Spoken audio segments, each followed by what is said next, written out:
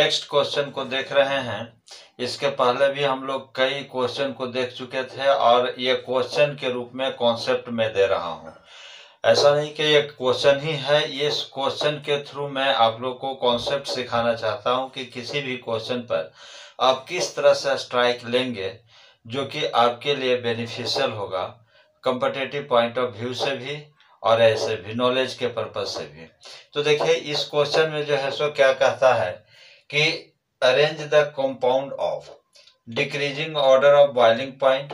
Boiling point के decreasing order में हमको अरेंज करना है कंपाउंड को। उसके बाद decreasing order of solubility in water. Water में जो है सो इस कंपाउंड का सोल्युबिलिटी क्या होगा उसको डिक्रीजिंग ऑर्डर में हम लोग को अरेंज करना है। अब कौन सा कंपाउंड है तो देखिए यहाँ पर कहता है ब्यूटेन, सेकेंड में कहता है 1 2 3 पेंटेन ट्राइओल और 4 में कहता है ब्यूटेनाइल अल्कोहल बोलता है।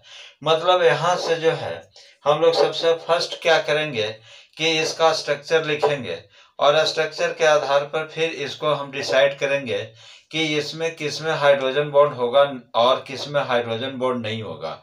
उसके बाद फिर इसका बॉइलिंग पॉइंट के साथ इसका रिलेशन देखेंगे कि क्या होगा, है ना।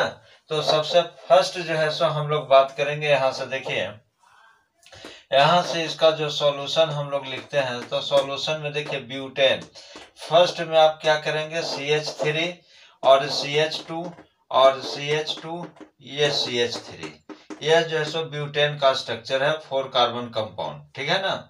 अब देखिए इसमें कोई जो है सो हाइड्रोजन बॉन्ड का फॉर्मेशन नहीं होगा क्योंकि इसमें OH ग्रुप है नहीं तो हाइड्रोजन बॉन्ड नहीं होगा।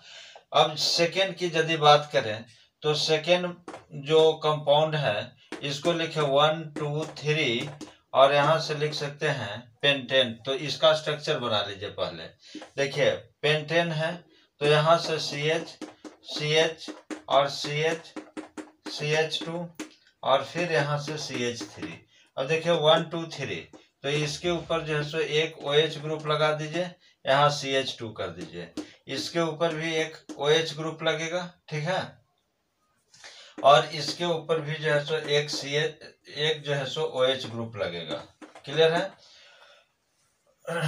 तो यह जो है सो सेकेंड कंपाउंड हो गया 1 2 3 पेंटेन ट्राइओल।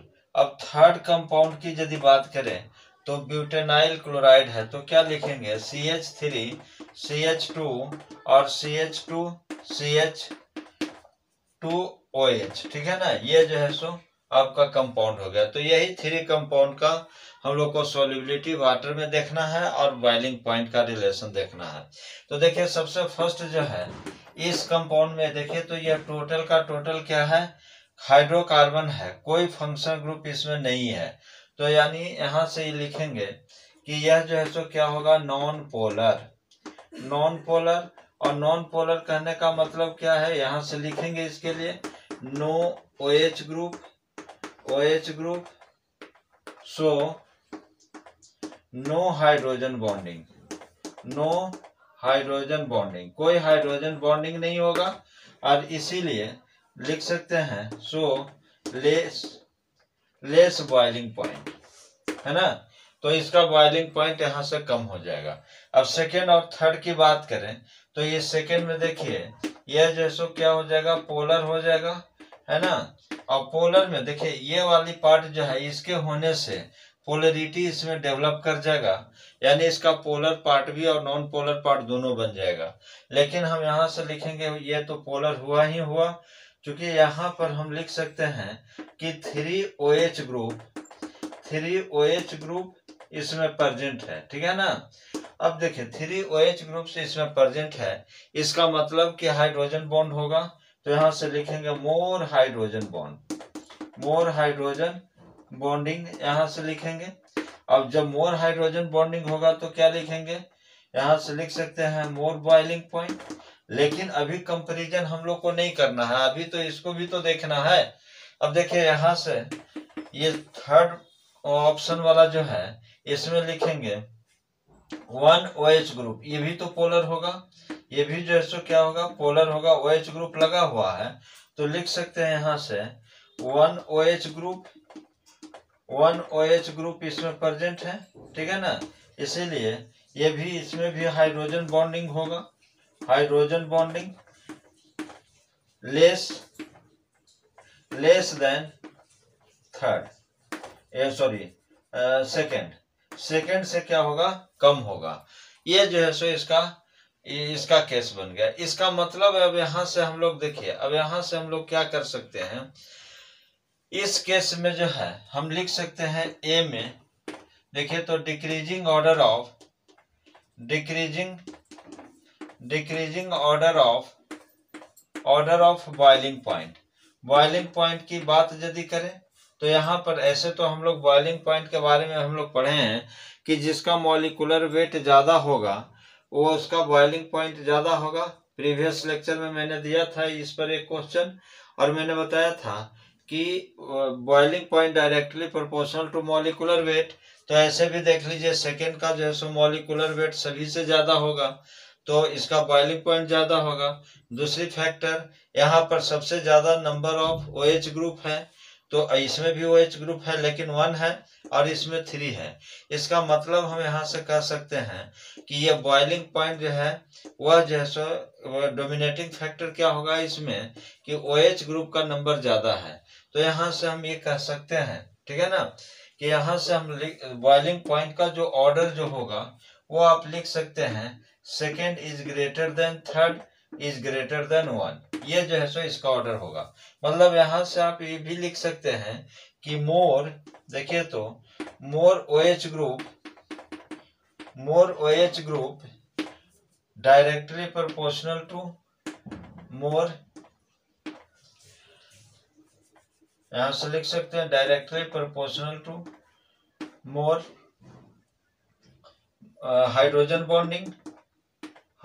बॉन्डिंग और ये डायरेक्टली प्रोपोर्शनल टू, यहां से लिख सकते हैं मोर बॉइलिंग पॉइंट। यानी इस कॉन्सेप्ट को भी यदि आप रखेंगे तो यहाँ से जो है आप यहाँ से इसको जो है सो ध्यान में ला सकते हैं। यानी इस कंडीशन में हम लोग कह सकते हैं कि यह जो डोमिनेटिंग फैक्टर जो होगा, यह जो मॉलिक्यूलर वेट तो है ही लेकिन उससे यहाँ पर उससे भी ज्यादा डोमिनेटिंग फैक्टर क्या बन जाएगा कि नंबर ऑफ OH ग्रुप ज्यादा है, इसीलिए बॉइलिंग पॉइंट जो है सो क्या होगा, ज्यादा होगा।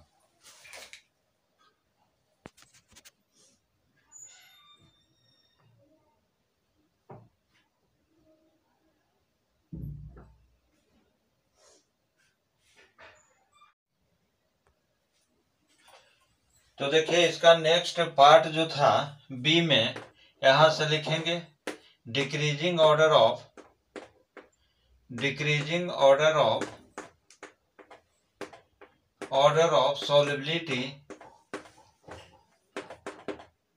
solubility in water.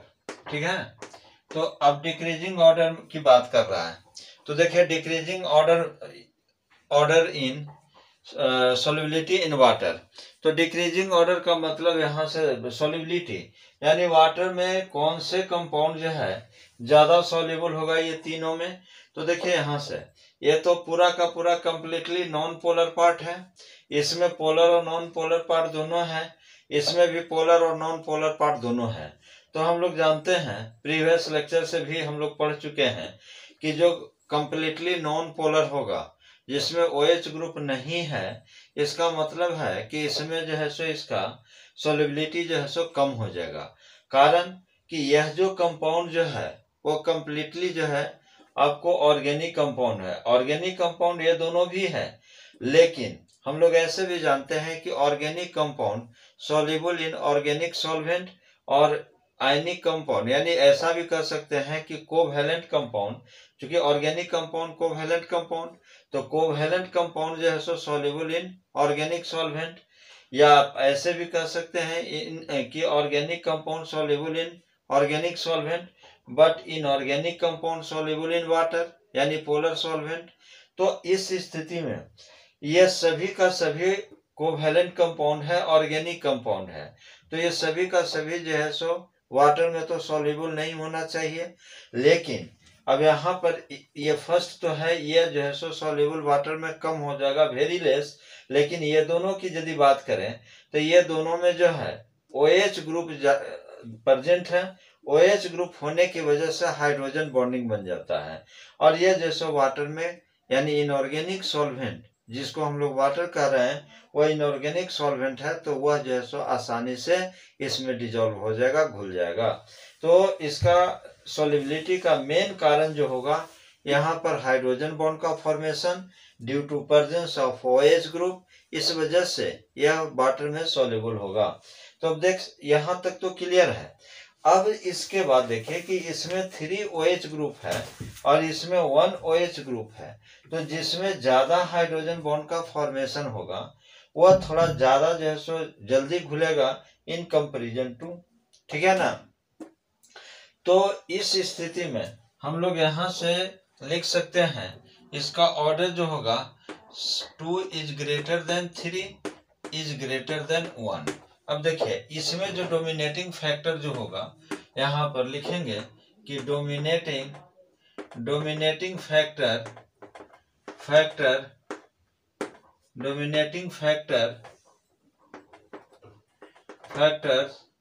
For solubility, dominating factor for solubility in water is more number of OH group, ठीक है, but not in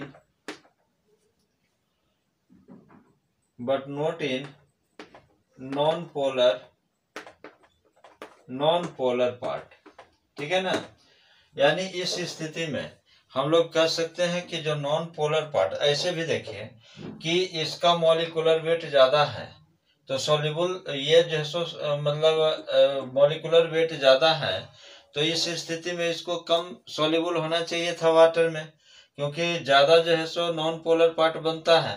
हालांकि इसमें 3 OH ग्रुप है तो इसमें भी जो है सो पोलर पार्ट तो ज्यादा होगा in comparison to non polar, लेकिन अब इसमें जो है यही जो है सो सॉल्युबिलिटी का मेन कारण था। अब देखिए इसमें इसके कंपैरिजन में देख सकते हैं तो ये इतना बड़ा जो है सो ये क्या है, इसका नॉन पोलर पार्ट है, लेकिन इसमें जो है सो मेन रूप से तो नॉन पोलर पार्ट ये है, ये जो है सो आपको क्या बन गया, ये तो एक तरह से पोलर पार्ट बन गया। तो यहाँ पर डोमिनेटिंग फैक्टर, जैसे कि प्रीवियस लेक्चर में हमने बताया था कि ऐसा 2 कंपाउंड था जिसमें OH ग्रुप का नंबर सेम था, इस वजह से मतलब एक जो OH ग्रुप प्रेजेंट था, इस वजह से इसके प्रीवियस लेक्चर में मैंने बताया था, तो इस वजह से उसमें नॉन पोलर पार्ट जो है सो डोमिनेटिंग फैक्टर हो गया था in comparison to OH solubility के केस में, इसीलिए इथाइल अल्कोहल जो है वो ज्यादा सॉल्युबल हो गया था। लेकिन इस केस में OH का नंबर ज्यादा है, इस वजह से हम ये कह सकते हैं कि यह जो है सो ज्यादा सॉल्युबल होगा इन कंपैरिजन टू ये थर्ड यानी कि ब्यूटाइल अल्कोहल के कंपैरिजन में। तो देखिए यहाँ से हम ये भी कह सकते हैं कि जो आपको क्वेश्चन सॉल्विंग प्रोसेस के लिए जो है सो सबसे इम्पोर्टेंट कॉन्सेप्ट है और वो कॉन्सेप्ट पर आपको पकड़ बनाना होगा।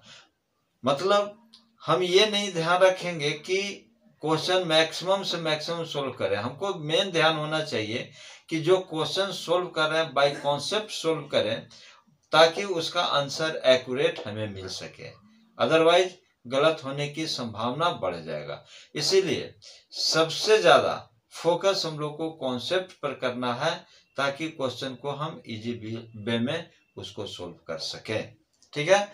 तो फिर हम लोग मिलते हैं नेक्स्ट वीडियो लेक्चर में कुछ और भी बेहतर कॉन्सेप्ट लेकर।